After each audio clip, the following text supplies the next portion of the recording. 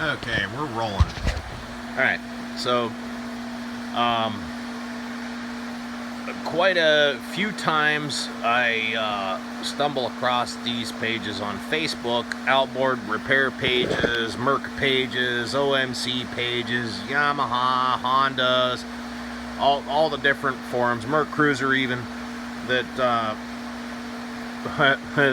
the one thing that people want to know, and it's a commonality amongst all of them, don't run the gray fuel hose. I can't I can't mirror those thoughts enough. But the other one I see a lot of is what denotes a good shift cable over a bad one. All right, I've got one here that is I've got a good one, and I've got what I deem as a bad cable. Okay, for years I had figured that if a good cable worked smoothly, it was good. But that's not always the case. Okay, you want little to zero effort. And what I usually remark is, okay, if you grasp the casing with one hand and you move it in with a thumb and a forefinger, there's zero to little effort sliding the cable in and out, and you can see movement on the other end. It's a good cable. If it takes a little bit more than a little bit of force in and out, and there's a little bit of, lag behind on the other end of things, that it's a bad cable. And that I stand behind that. So I've got two examples here I'm going to show you now. Right now I'm going to take one for the working man, and we're going to go over this. Okay, what I have here, two cables. One, as you see, it's an aftermarket cable. This one is a genuine OMC cable. Alright, now don't mind the crappy camera work here. I don't have a tripod. I'm not a professional YouTuber. And just bear with me. Okay.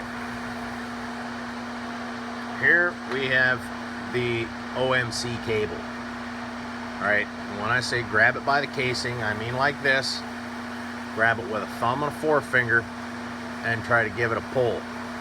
And it does pull a little bit, but if you're not, you're talking very little pressure. The pressure it takes to take your thumb and forefinger and go like this, and you see I'm not squeezing down hard, I'm just barely touching. Like this, and give it a pull. If it slides off, it's no good. Now, to grab it hard and move it, it does feel like a smooth cable. But there is a lot of resistance going in and out. You can feel that. I don't have a pound rating. The book doesn't give you, the Bibles don't give you a pound rating to hang this and hang a scale on it and try to pull it. I've never seen that. So this is the fail-safe for me, and it's what's worked for me for over the course of 20 years. Try to shove in, slips off. Try to pull out, slips off. That's a bad cable. Now, we're gonna toss that off to the side because it's not going back on the customer's machine. We're gonna grab the aftermarket cable. Same scenario. Grab it like this. Take your thumb, your forefinger, very little pressure. This one's kind of wonky here because it's kind of twisted. Let me get this straightened out. Thumb and forefinger. Oh, for God's sakes. There we go. That's a little bit better. Thumb and forefinger. Just ever so lightly. Shove it out, shove it in. Shove it out, shove it in. That's a good cable. Takes zero to little effort. As a matter of fact, we're going to do this one-handed. Okay, I need to do, I think, my left hand here. This ought to be good. I got it by my thumb, in between my thumb and where my forefinger on my hand resides. I'm going to take my 2 weakest fingers, pull out on it, push back in on it with my pinky. It takes little to no effort to get that thing to move at all. Okay, now we're going to pick the junk one up I just tossed off the floor and show you the one-hand method.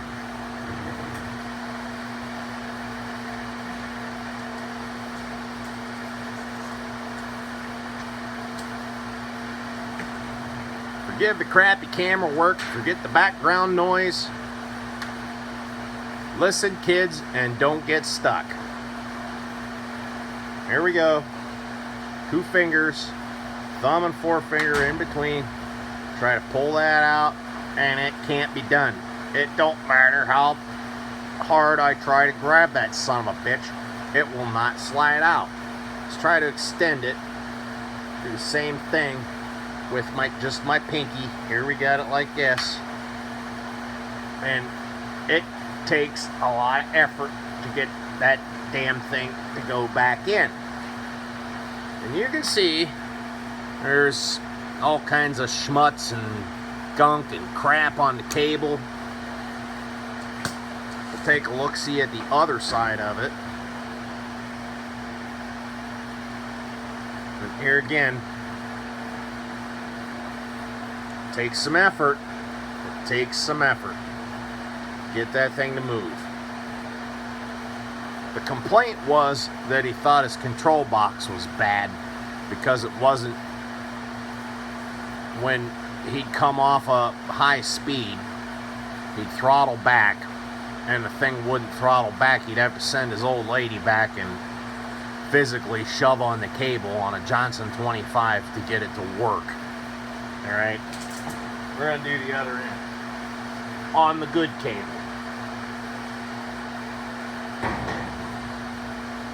There again, very little pressure, in, out. You can see it, very, very little effort. No schmutz on the cable, looks good. We're going to take a look at the other end so I can show you people. Nothing. It's perfect.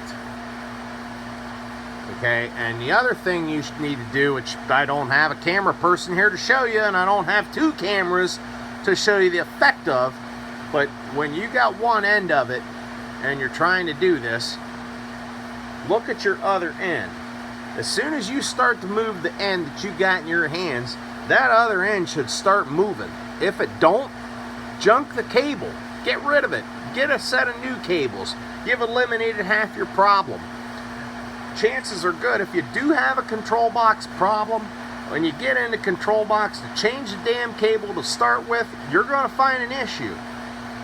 And if you take it off the motor side of things and you notice something, you're going to find a problem there too.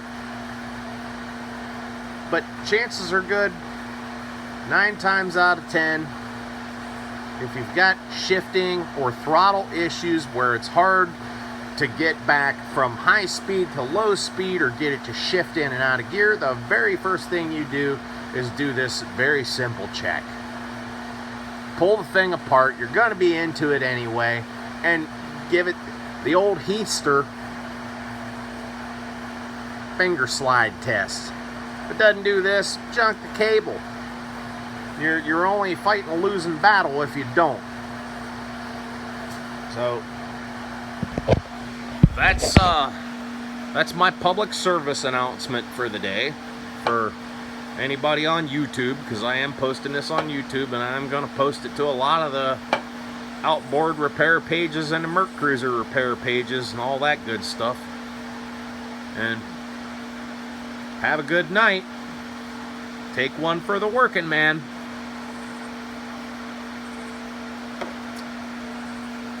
I have fun working on your outboards and your IOs, people. If you don't, you can always bring it to me. Thank you.